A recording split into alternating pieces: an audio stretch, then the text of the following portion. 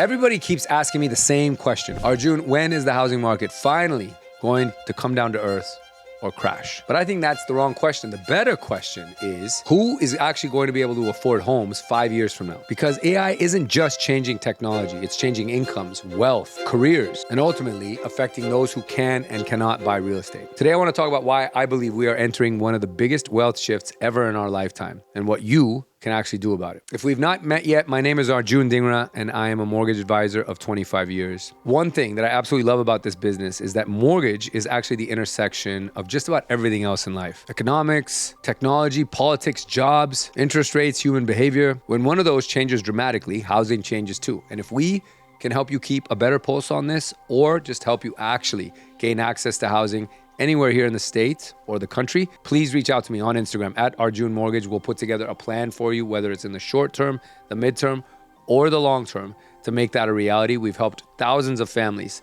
do this right here in California in what is considered a very difficult state to do it in, but we made it a reality. So if we can do that for you too, we'd be honored. Reach out to me on Instagram at Arjun Mortgage anytime, and I will write you back personally. And so first, guys, let's start with a lesson from history because we've actually seen this movie before. And that is that every major technology revolution creates winners first. And that's the interesting thing about what history is telling us here. Most technological breakthroughs don't immediately create equal prosperity. They usually create concentrated wealth first. Think about the Industrial Revolution, railroads, oil, the internet, even smartphones, cloud computing. Every one of those innovations created enormous fortunes before the benefits spread more equally throughout society. And so California has lived through this several times. The gold rush, Hollywood, Silicon Valley, now artificial intelligence. Now keep this in mind, guys. Every time wealth concentrates, luxury housing is usually the thing to move first. Then surrounding markets begin appreciating. And we've seen that pattern over and over again here in California. Now personally, I don't think AI is creating something necessarily new. I think it's just accelerating something that we've seen happen continually through history, which is that technology creates wealth, and that wealth eventually shows up in real estate. But AI is different in one really important way, and that is that it's not replacing physical labor, it's replacing knowledge work. Previous technology would often replace repetitive physical work. Think of factories, manufacturing, agriculture, but AI is different. It's beginning to automate parts of white-collar work, customer service, data analysis, coding, marketing, legal research,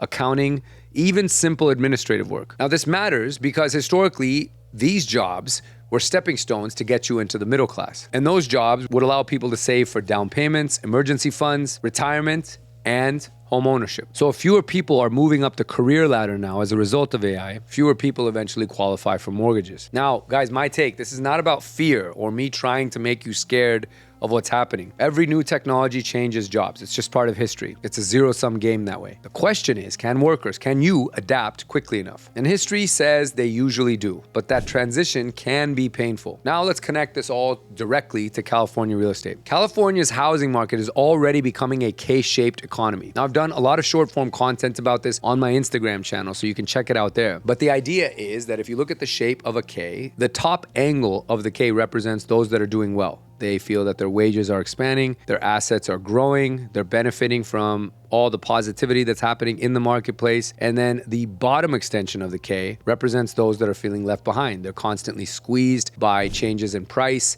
inflation, job security is not quite there. Now, the difference between these two groups is that those on the top section or line own assets, and those on the bottom do not. Let's think about for a second here more about those folks that are on that top section of the K. Yes, they own assets, but what has been helping them acquire those assets? Think about stock compensation, RSUs, IPO wealth, most recently SpaceX, technology founders, AI engineers, executives. Now, when you compare this to teachers, healthcare workers, government employees, young professionals, and even first-time buyers that are just struggling to try and compete, you can see why there's such a disparity. There's absolutely nothing negative or wrong or that I'm dismissing about those jobs. It's just that the wage explosion or earning potential for those groups is not the same or scalable as it is for the others that we talked about. Now, here in the Bay Area, we've already seen how technology wealth is reshaping neighborhoods, and AI is just going to continue to accelerate this trend. Now, I see this in the mortgage space because these higher income borrowers tend to put down more money, they need smaller loans, and as a result, they are able to compete aggressively, which means more bidding wars. And this is a major reason why prices have remained so resilient in much of California or even continuing to climb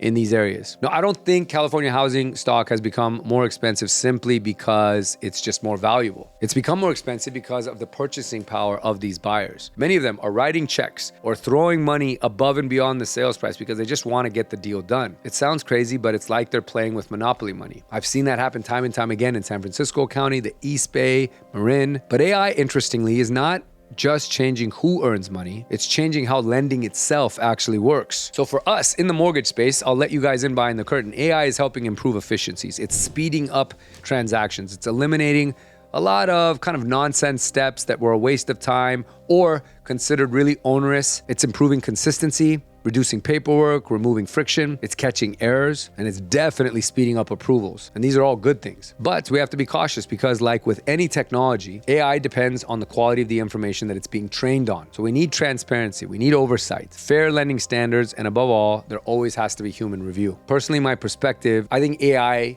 will and already has made mortgages better. But I don't think humans or advisors should disappear from the process entirely. There are lenders that are out there, guys, where you can interact with them and it's effectively either a bot or a platform and you never actually have to talk to a person like me. Now, who is that platform for? Generally, someone that has either done a mortgage transaction before, they are savvy with how interest rates work, various cost structures, and they just know what they want. But for the average person entering this process, they don't know that stuff and they're not aware of what might actually be on their blind side. And that's where a real advisor can actually guide them and help them. So when it comes to making the biggest financial decision of your life, you should absolutely work with someone, but work with someone who uses AI to improve efficiencies and create more transparency and choice, but still remains part of the process because that can't be outsourced. Now, in all of this is another problem that I think is being missed, and that is the career ladder or the missing career ladder. Imagine graduating from college today and the entry-level job that you expected would be there waiting for you now requires fewer people because AI handles a lot of that workload. So that delays income growth, savings, career progression, and ultimately home ownership. This is why a lot of young people feel that home ownership is so far out of reach. So think about that domino effect. No real first job leads to no promotion, which then leads to lower income, smaller savings, harder mortgage qualification, and ultimately later home ownership. And so we have to remember that housing doesn't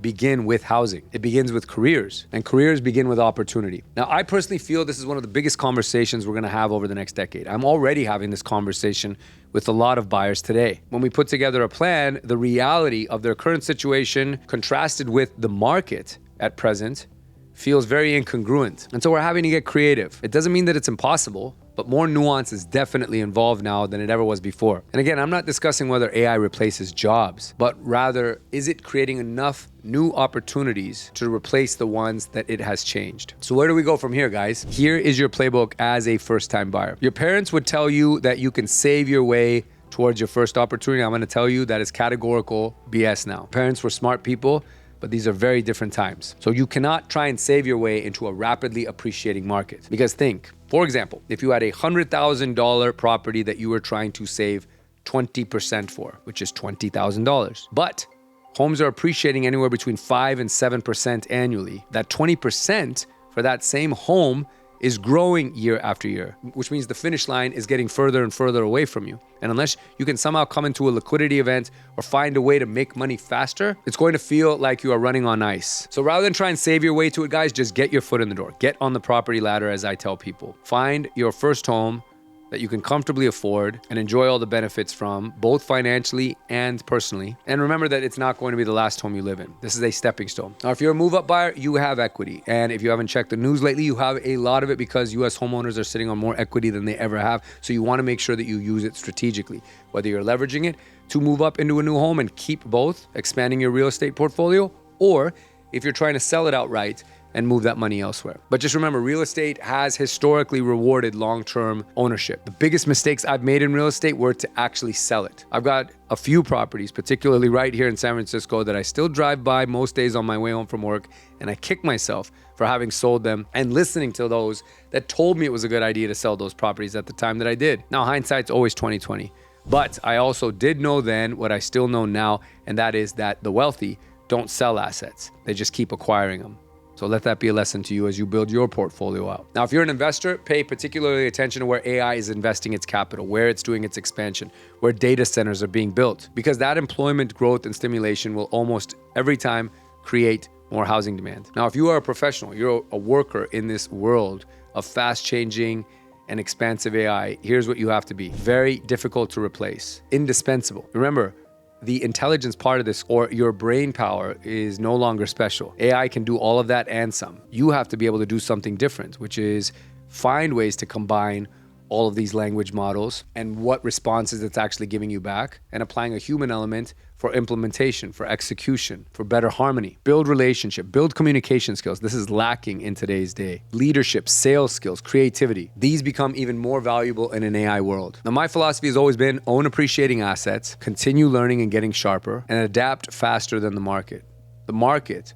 The world rewards speed and execution. So I'll leave you with one final thought. I don't believe at all that AI is something to fear. Quite the opposite. In fact, I think it's something to prepare for, something to embrace. Every technological revolution has had major transformational outcomes at the end. It's created huge opportunity, but only for the people that understood the direction the world was headed in. Housing is really no different. The people who own appreciating assets, stay adaptable, continue investing in themselves, and they think long-term, historically, these are the ones who build wealth. And like I say in all of my short-form content, guys, if you follow me on Instagram, don't make financial decisions based on today's headlines. Make them based on where you believe the world is headed over the next few years. That's how people create generational wealth. Not by reacting, but by preparing. And so over this 4-part series, guys, and today's video is the 4th. So if you missed the other 3, go back in order and watch them, because this all ties together. We've learned that California has become 2 incredibly different housing markets. Not that one's bad or good, they're just very different. We've learned about the new laws that are changing home ownership, how AI infrastructure is quietly reshaping affordability, and today's topic, how AI is going to change who builds wealth through real estate. And if there's one message and one message only that I hope you take away from this today, guys, it's that the future isn't something that happens to us, it's something that we prepare for. The buyers who win in this market over the course of the next decade will not be the ones with the highest incomes necessarily. They will just be the ones who understood where the opportunities were and had the courage to act before everybody else did. And again, guys, if you would like me or anyone on my team to help you put together a strategy so that you too can act instead of being reactive to what's going on out there in the world, then please reach out to us on Instagram at Arjun Mortgage. We'd be glad to help you put together a game plan as we've done for so many people. And again, I told you this at the beginning, it would be an honor and a privilege to be able to serve you. Please make sure you follow us, subscribe to this channel, like this video, share it with someone that you think it could benefit, and I'll catch you guys on the next video. Thank you so much for watching.